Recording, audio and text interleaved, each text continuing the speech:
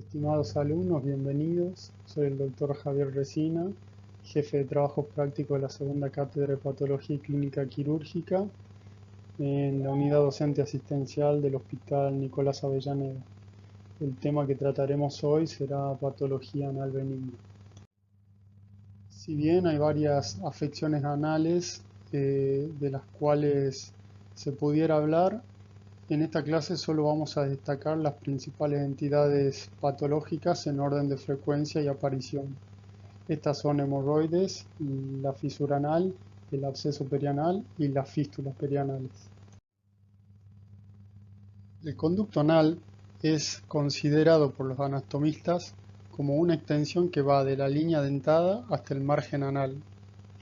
El conducto anal quirúrgico se lo denomina desde el borde superior del anillo ano-rectal hasta el borde anteriormente descrito.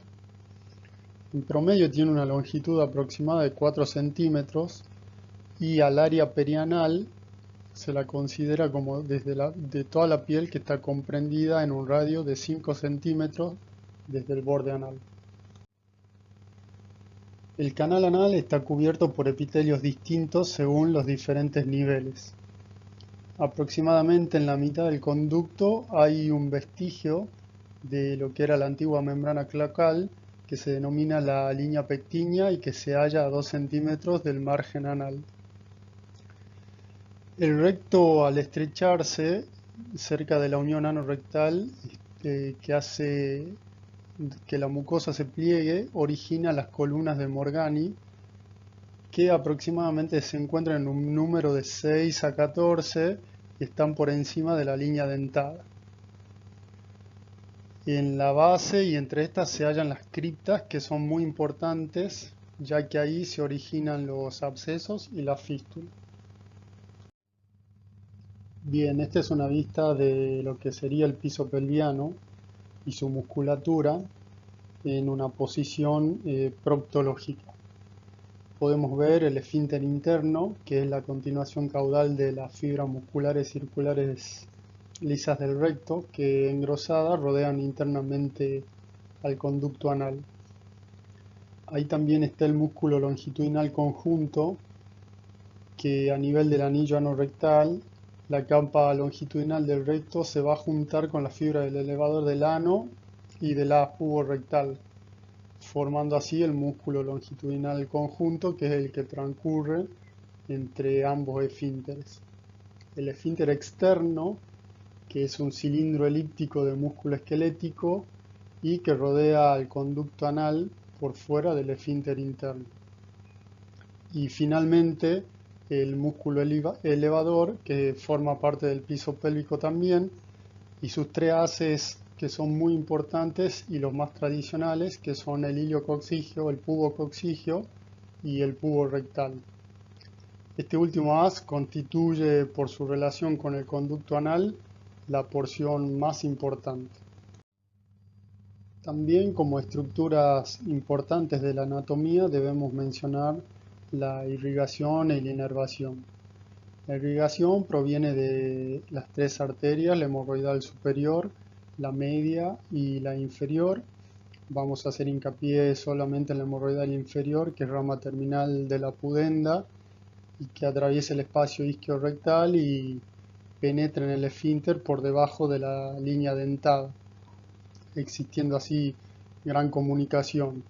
Las venas de desagüe van a hacer una unión entre los dos sistemas, entre el porta y el cava.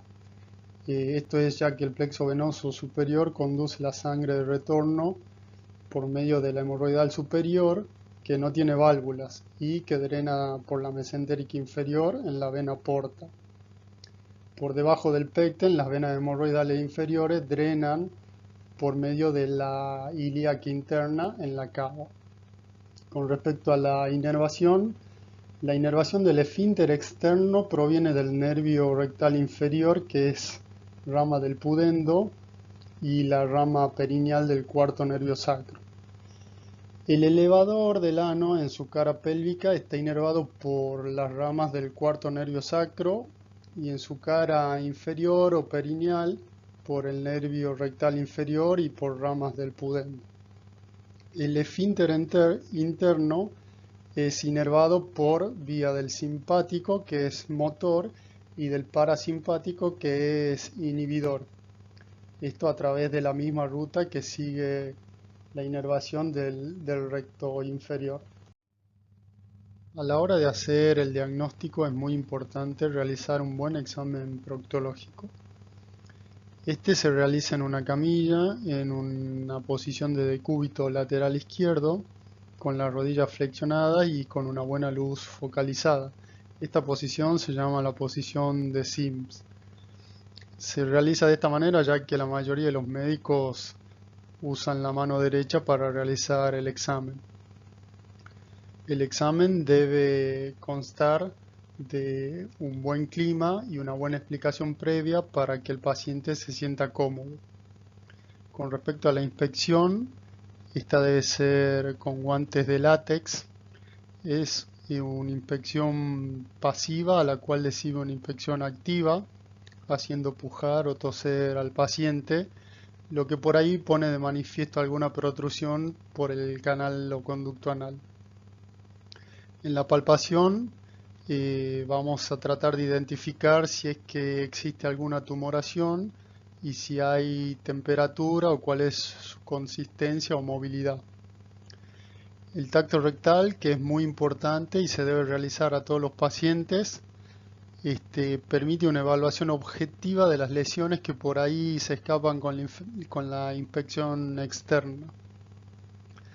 Es muy importante considerar cada uno de los ítems que ya hemos visto previamente cuando se trató el tema de cáncer de recto, respecto a lo que uno puede detectar con el tacto. Si a la palpación consigue identificar una tumoración, si es móvil, si está fija o qué consistencia tiene. Y finalmente la anoscopía. Se utiliza el anoscopio en general de media caña que se llama de Sorrakin, un anoscopio lubricado y que nos va a permitir una inspección en los 4 cuadrantes. Algunas veces no se pueden ver las hemorroides protruir y con una maniobra de introducir una gasa, luego al retirarla ya permite la protrusión de la misma. Ahora presentamos los principales síntomas por los que consulta la mayoría de los pacientes que tienen alguna afección proctológica. Digamos que el dolor es el motivo de consulta del 50% de los pacientes, es decir, el mayor motivo de consulta por lo que vienen los pacientes a vernos, y habitualmente está relacionado o no con la evacuación. Sobre todo los pacientes que son constipados posterior a la defecación lo refieren y en algún momento refieren un dolor muy agudo y muy intenso. La hemorragia o el sangrado se presentan en el 40% de los pacientes y hay que realmente realizar una historia detallada y un buen cuestionario para lograr identificar qué tipo de sangrado presentan los pacientes. Luego la tumoración está presente aproximadamente en el 25% de los casos. Como dijimos antes en la infección, hay que estar muy atentos y al tacto rectal también para poder dirigir el interrogatorio, la consulta y ver si esta tumoración está fija, móvil, el tamaño si se puede identificar y la consistencia también. El prurito es el que por ahí está menos presente, pero sí hay que interrogar bien en qué momento del día aparece. Y finalmente los trastornos defecatorios, que, que están presentes en el 25% de los casos.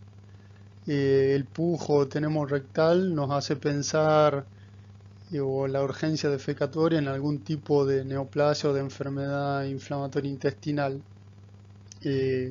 Evacuación incompleta también, que requiere alguna maniobra digital, nos lleva a sospechar patología del piso pelviano. Bien, iniciaremos hablando de las hemorroides, que en realidad no se trata de una condición patológica, ya que las hemorroides son un tejido vascular que está ubicado en el canal anal y que está presente desde el nacimiento. Lo que sí se llama enfermedad hemorroidal o síndrome hemorroidal a la sintomatología que afecta a las mismas y es una de las afecciones más comunes que existen, ya afecta a ambos sexos por igual. La sintomatología que antes mencionábamos que aparecen en las hemorroides son debido a alguna de estas causas. Las podremos clasificar de acuerdo a su ubicación y esta clasificación será en internas o en externas. También se pueden presentar ambas, las cuales llamaremos mixtas. Se pueden clasificar también en 4 grados. Aquí vemos la hemorroide de primer, de segundo, de tercer y de cuarto grado. Respecto a la clínica o sintomatología que se presentarán, son diferentes así estas son internas o externas. Las hemorroides internas darán este tipo de clínica y también de acuerdo al grado en que se presente, pero lo más frecuente es que el paciente consulte por algún tipo de sangrado sobre todo. Respecto a lo que son las hemorroides externas, la mayoría cursa sintomática, pero cuando aparecen las complicaciones, que son la trombosis hemorroidal, ahí sí que hay una clínica muy marcada y la característica principal es el dolor. Es importante a la hora de realizar el diagnóstico hacer una buena historia clínica, tratar de mantener o poner la confianza del paciente para que nos pueda contar con exactitud qué es lo que siente o cuál es su sintomatología o incomodidad. Es importante el historial de si el paciente es constipado o no, o cómo es su hábito evacuatorio y también en qué basa su dieta sobre todo. ¿eh? Sirven como dato importante, sobre todo en las mujeres, saber si cursó algún tipo de embarazo o, por ejemplo, en qué tipo de trabajo presenta el paciente. Respecto a lo que es la infección, ya lo mencionamos previamente, hay que tratar de tener una buena luz para tratar de identificar bien la zona y luego realizar el tacto rectal para ver si las hemorroides están inflamadas, si se puede palpar alguna tumoración o si en este mismo acto el guante sale manchado con algo de sangre. La rectocolonoscopía veremos si será necesaria para poder identificar y hacer el diagnóstico diferencial con alguna otra patología que pueda producir sangrado. Previamente habíamos mencionado en el examen proctológico la posición de Sims.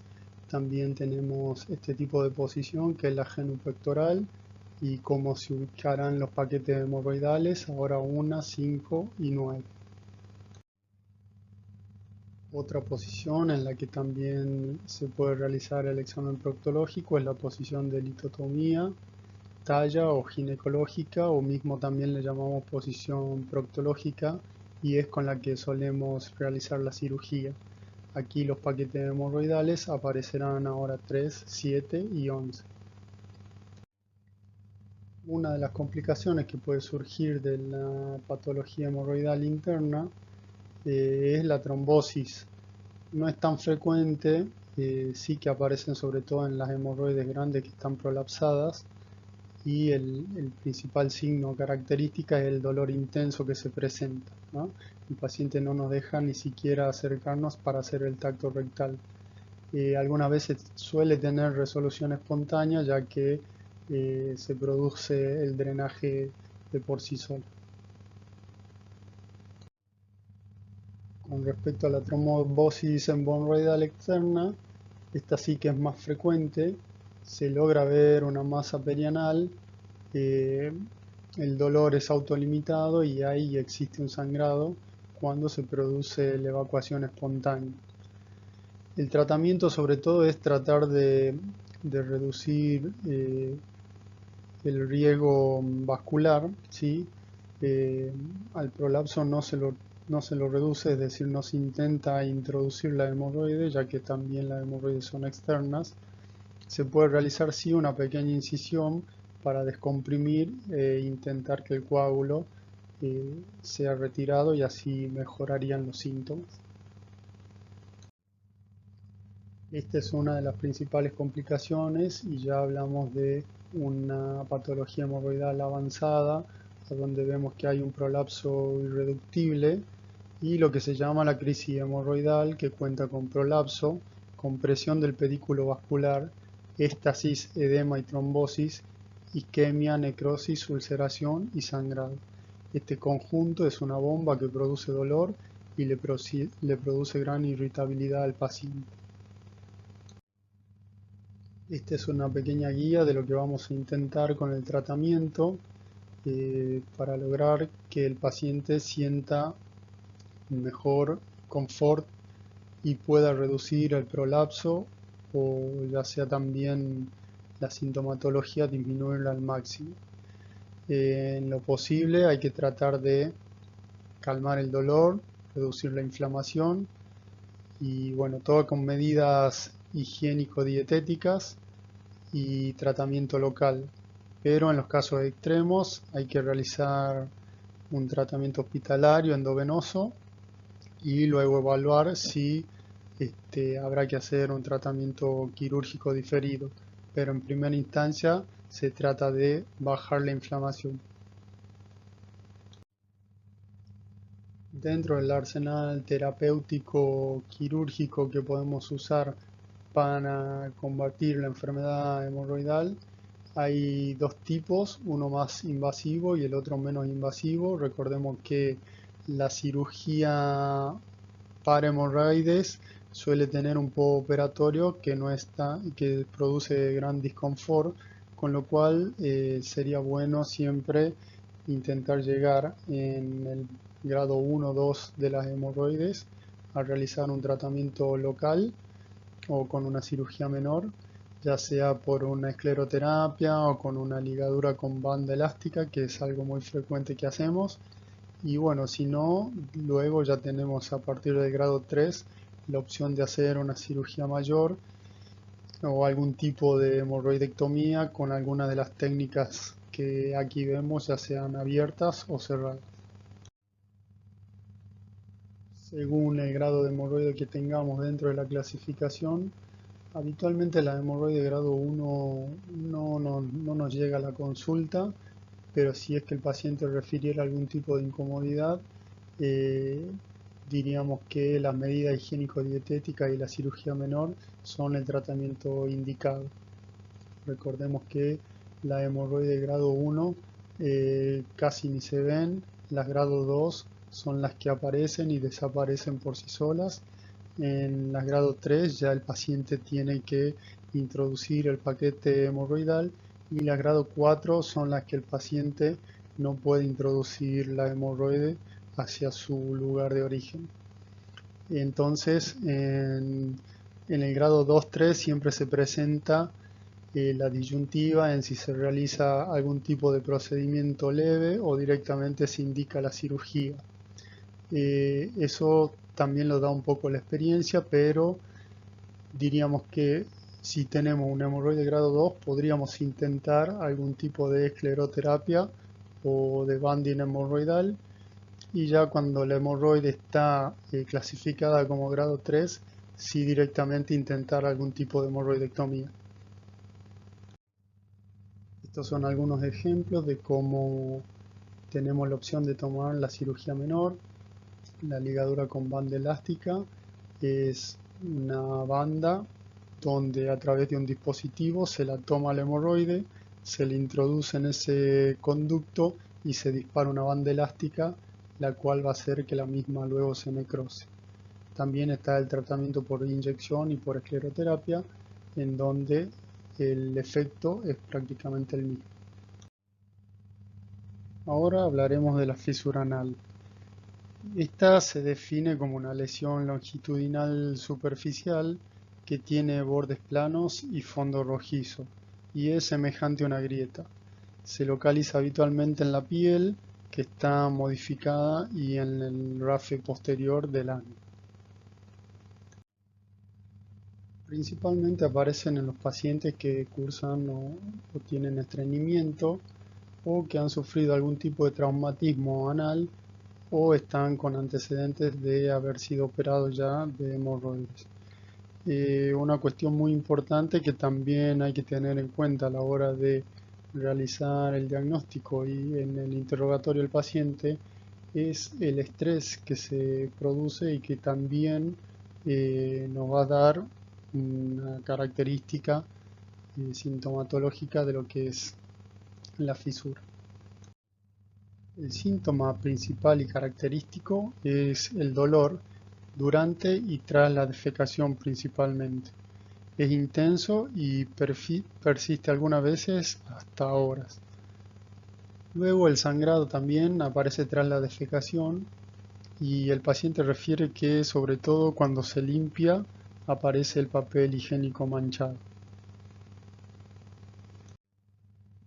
Para realizar el diagnóstico durante el examen proctológico haremos la inspección en donde la simple separación de las nalgas ya nos va a permitir ver el extremo inferior de la fisura y algún tipo de engrosamiento en la piel.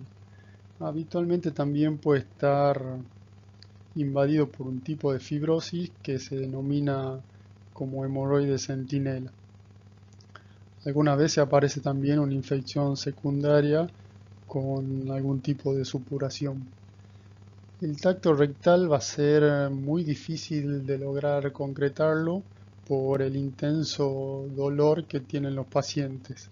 Si pudiéramos hacerlos, se lograría reconocer la induración de los bordes, sobre todo como la presencia de algún tipo de papila anal hipertrófica. Y sería ideal realizar la anoscopía que nos permitiría ver o tener la visualización directa de la lesión. Pero bueno, debido al dolor esto se hace prácticamente imposible. Acá tenemos representadas los dos tipos de fisuras y las características de cada una de las lesiones, si es aguda o si es crónica. Vemos como la crónica es un poco más profunda y con los bordes fibrosos y más acentuados. En general, la fisura aguda, crónica, perdón, es de muy difícil tratamiento y de curación y resolución, entonces tenemos que ir pensando en que esos bordes deben ser resecados. A la hora de realizar el tratamiento tenemos que tener en cuenta el arsenal primero no quirúrgico y después sí el tratamiento quirúrgico. Habitualmente podemos tener una resolución espontánea o hacer un tratamiento sintomático con algunas de estas medidas que sí o sí van a requerir analgésicos o miorelajantes y baños de asiento. Los pacientes en general que cursan con estreñimiento deben tener una dieta rica en fibras y mucho líquido. No es bueno ni la diarrea ni la constipación para este tipo de lesiones, ya que ambos producen que se exacerbe la misma. Los anestésicos locales son ideales y algún tipo de crema o analgesia endovenosa en los casos que el dolor es muy severo. Si tenemos induración de bordes, una gran hemorroide centinela y también las fibras del esfínter están involucradas, entonces sí ya tendremos que pensar en ir al tratamiento quirúrgico. El tratamiento quirúrgico se basa sobre todo en lograr la relajación del esfínter anal. Si se pudiera hacer la esfinterotomía lateral interna es el tratamiento indicado ideal. También debemos observar, como dijimos antes, las características de la fisura, ya que si la fisura tiene los bordes muy cicatrizados y muy duros y nosotros no los resecamos, entonces nunca lograremos la restitución del tejido de la fisura. Bien, los abscesos perianales son la infección de las glándulas anales que es la causa más común. Estas glándulas se localizan en un número de entre 4 a 10 y están mayormente en el hemiano posterior. La secuencia fisiopatológica es el inicio con la obstrucción de los conductos, luego se produce un éstasis y finalmente la infección de la cripta, y esto lleva a un microabsceso y a un absceso.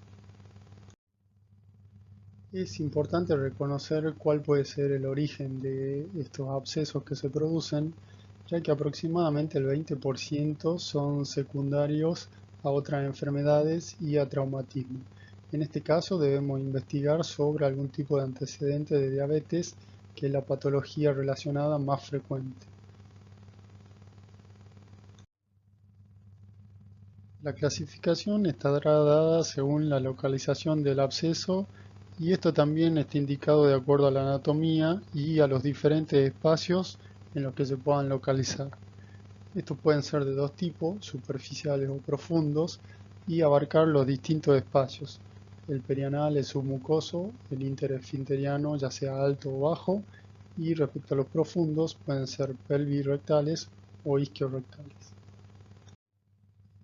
Aquí tenemos otro esquema donde se representan donde se pueden localizar más frecuentemente los tipos de abscesos. Aquí se pueden ver las diferencias a la inspección entre el absceso perianal y el absceso isquiorrectal, donde el absceso perianal se lo ve más localizado y no con tanta sintomatología de tumoración, de fluxión, de enrojecimiento y de rubor de la piel. Entonces decimos que según su localización se presentará la clínica. Cuando tenemos un absceso superficial, mayormente la sintomatología se presenta con intensidad, el dolor es bien punzante, está bien localizado y a la hora de que el paciente va a defecar se incrementa. En los abscesos profundos la sintomatología está más bien identificada con pesadez y molestias rectales, sumado a todo lo que dijimos antes en la foto anterior, que es el rubor, el calor local y la fiebre también. Para poder realizar el diagnóstico, nunca vamos a dejar de mencionar el cuadro clínico y el examen físico. La inspección, sí, donde ya dijimos antes, se observa un tumor, el rubor, el edema y la tensión de la piel. Si se pudiera hacer el tacto rectal, tendríamos algunas manifestaciones externas y el dolor también de gran intensidad. Como métodos complementarios y que nos van a ayudar, principalmente tenemos la tomografía para poder detectar los abscesos isquiorrectales y pelvirrectales que se pueden distinguir y apreciar con exactitud. También tenemos otro armamento que es la ecografía endoanal, a donde se puede ver los abscesos. El tratamiento de los abscesos es el tratamiento quirúrgico, ya que la base está dada por el drenaje del absceso. Acuérdense que para lograr la resolución, sí o sí al absceso hay que drenarlo. Y también le vamos a sumar la antibiótico-terapia. Estas son dos patas indispensables para que se pueda cumplir el tratamiento. Sin alguno de ellas no se va a lograr, si bien se puede lograr una remoción temporal, para que la curación sea completa deben existir estos dos tipos de tratamientos. Entonces hay que lavar, drenar y dar antibióticos. Finalmente hablaremos de las fístulas perianales. Se define a la fístula anal como un pequeño túnel que se origina desde una abertura que está dentro del canal anal y termina en una abertura exterior cercana al ano. Una fístula anal a menudo resulta de un absceso anal anterior. Hasta el 50% de las personas que tuvieron un absceso desarrollan una fístula. Sin embargo, también la fístula puede ocurrir sin que haya habido un absceso antes. Esto no tiene que ser sí o sí, pero en general lo que suele pasar es que eh, la fístula es una consecuencia del absceso. Podremos clasificar a las fístulas de acuerdo a dos ítems, según su composición o por su relación con el esfínter anal, que pasaremos a describir a continuación. Dentro de esta clasificación veremos cuáles son las características que tiene la fístula, y así que definiremos como fístula compleja aquella que presenta dos o más orificios externos o internos o más de un trayecto. Esto es un gran desafío para nosotros los cirujanos, ya que su resolución, como ya el nombre lo indica, resulta también bastante complejo. La clasificación de Parkes nos dirá y nos resumirá cuál es la relación de la fístula de acuerdo al esfínter anal. Las fístulas interesfintéricas son el tipo más común que existe y presenta entre el 45 al 56% de los casos. El trayecto fistuloso está en el espacio interesfinteriano. Las fístulas transesfinterianas, el trayecto va desde el orificio interno situado en la línea dentada y atraviesa los esfínteres internos y externos hacia la fosa isquiorrectal. La mayoría de ellas no suelen ser complicadas ya que solamente atraviesan la porción superficial del esfínter externo. Las fístulas supraesfinterianas ya en ellas pasa el trayecto por encima del haz puborectal. Luego de surgir estas fístulas como interesfinterianas, se abren hacia la fosa isquiorrectal y se dirigen recién hacia la piel perianal. Finalmente, las fístulas extraesfinterianas, el trayecto se dirige desde el recto por sobre el plano de los elevadores y atravesando los mismos elevadores se dirige a la piel perianal por vía del espacio isquiorrectal.